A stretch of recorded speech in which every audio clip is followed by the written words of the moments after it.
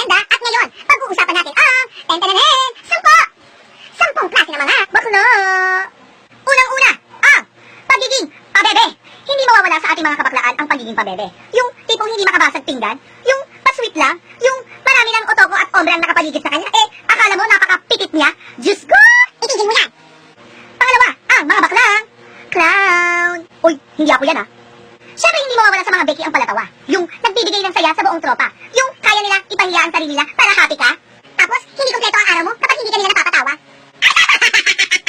Pangatlo, ang mga baklang beast mode. Ito yung mga baklang konting kibot, galit. Yung kapag nabibigon, nananakit. Ito yung mga baklang wag na wag mong aagawan ng awa. Kasi, baka kamalo ka.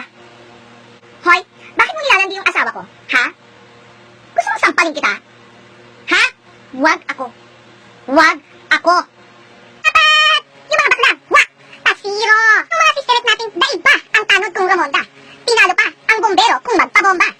Beswang, may bagong bukas na dun construction site. Ay, Diyos ko! Ay, nako, sinisisitan ako ng mga construction worker. Dali na tayo, laban na tayo. Awa, pasiro, te. Anong oras na? Alas 12 na. Tara na! Pang-5, ang mga beswang natin na always panalo. Yung mga sisteret natin, daig pa ang may kung magka-love life. Relationship lang ang peg. Hindi nyo ba alam kami naiinggit? Anim, ang mga sisteret natin.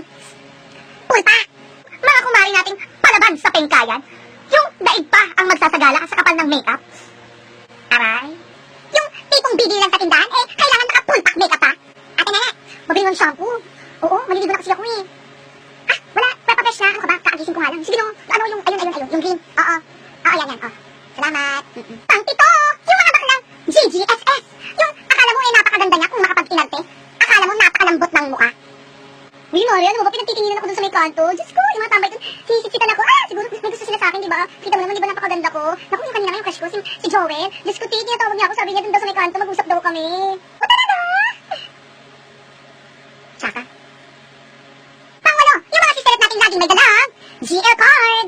Yung mga sisteret natin laging may dalang GL card sa aurahan. Yung palaging bunot yung pangalan nila pagdating sa mga otoko. Diyos ko, mamigay ka naman, te.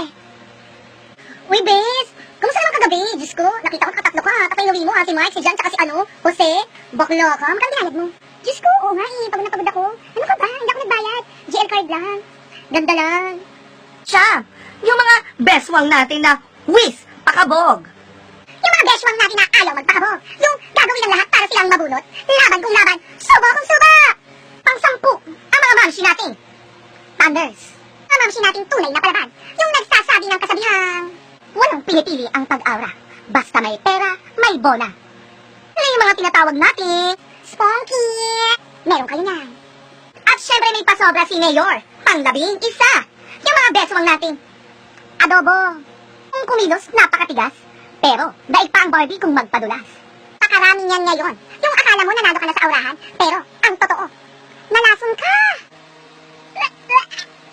Ito ulit yung agenda na nagpapasalamat sa inyo, sa mga nanood. At huwag niyo kakalimutan mag-like, mag-tag at mag-share ng mga kaibigan ng Becky. At syempre sa mga may suggestion pa na mga nakalimutan ko sa mga bakla, sa 10 klase ng mga bakla, syempre pang-11 ni Mayor, i-comment nyo lang din at syempre babatahin natin yan. Malay nyo, next, gawin natin yan, di ba?